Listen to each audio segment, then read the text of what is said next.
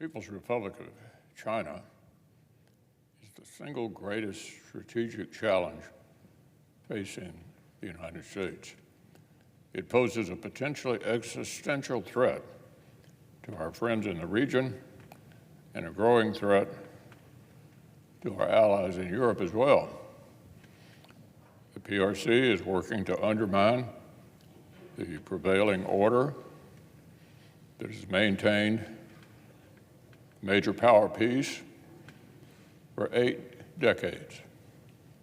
And it's useful to think about this challenge from our adversary's position. President Xi aims to expand China's influence at our expense, to rewrite the rules of the road, and to dominate his neighbors.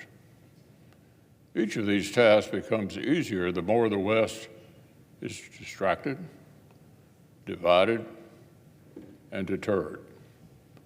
And depending on the choices America and our allies make, our adversaries may succeed without even trying. Are we distracted? Ask Beijing what it thinks about the Western diplomatic energy expanded on unenforceable climate mandates while Chinese industry accelerates its carbon emissions. Our adversaries must scratch their heads at some of the things about which Western leaders obsess. Are we divided? The PRC clearly hopes that the West's shared values are not as strong as our adversaries' shared disdain for them. Beijing, no doubt, enjoys watching the United States abandon allies in Afghanistan, second-guess allies in Israel, and initiate trade fights with its closest allies rather than China. Are we deterred? We are self-deterred. Hesitation and hand-wringing over fears of escalation have become hallmarks of the Biden administration's foreign policy.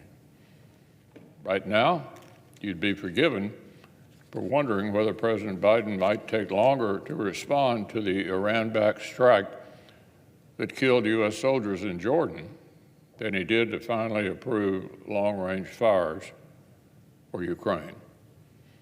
The administration's public obsession with avoiding escalation at all costs only signals to our adversaries that indeed authoritarians can take what they want by force.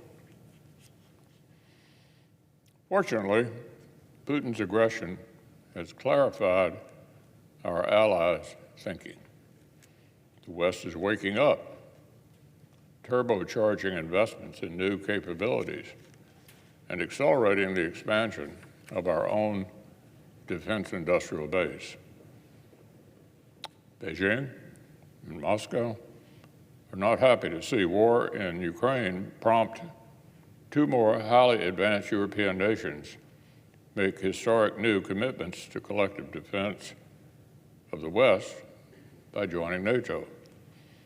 They're not happy to see America's allies direct a gusher of historic military investment into cutting-edge American weapons made by American workers.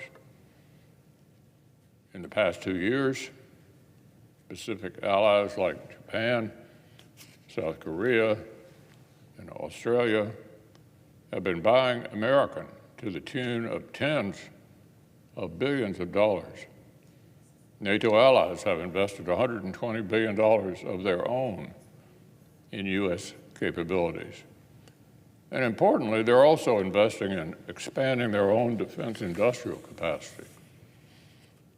Our allies recognize that Russia, China, and Iran are, as Secretary General Stoltenberg put it just yesterday here in Washington, quote, shaping an alternative world order where U.S. power is diminished and NATO is divided. And in response, they're rejecting division and committing to interoperability and collective defense. In many ways, NATO is now more united than during the Cold War. But this progress is not a given. It depends on American leadership, and it is quite capable of unraveling President Xi would like nothing more. There's really no quicker way to make sure we'll be distracted from necessary competition with China than by letting Russian aggression in Europe fester. There's no sure path to dividing America from our closest allies than by shredding our credibility, and abandoning Ukraine.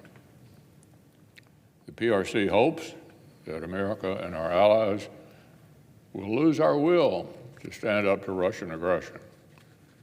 President Xi hopes for Russian victory, but will benefit from a frozen conflict.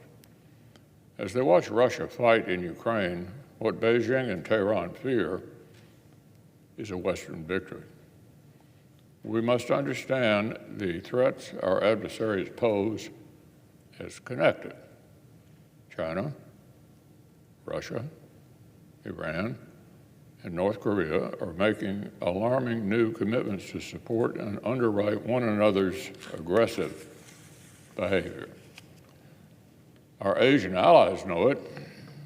They know that by leaving Russia undefeated means leaving the PRC undeterred. And their security assistance to Ukraine demonstrates how seriously they take these linked threats.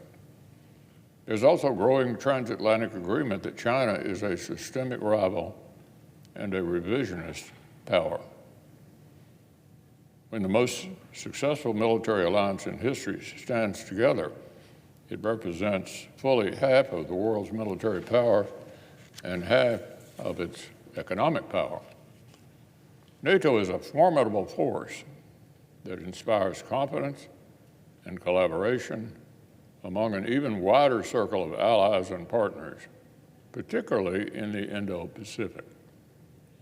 But when America and our allies let aggression linger undefeated, this force is spread thin. And Beijing wants nothing more than to face a West still consumed by self-deterrence in a conflict halfway around the world. Europe has woken up. It's outpacing America in direct assistance to Ukraine with another $50 billion, 50 billion euros in assistance announced just today. This is good news, but even as our European allies ramp up their support, strengthen their defenses, upgrade their capabilities, and expand their defense industrial capacity, America doesn't get to opt out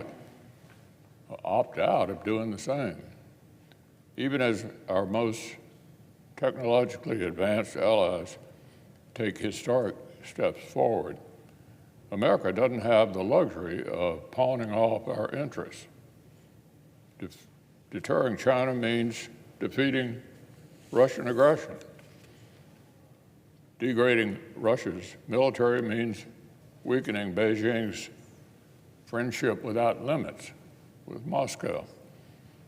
Equipping Ukraine to defend itself means confronting the PRC with the thing it hates the most: sovereign nations that choose their leaders and defend their interests.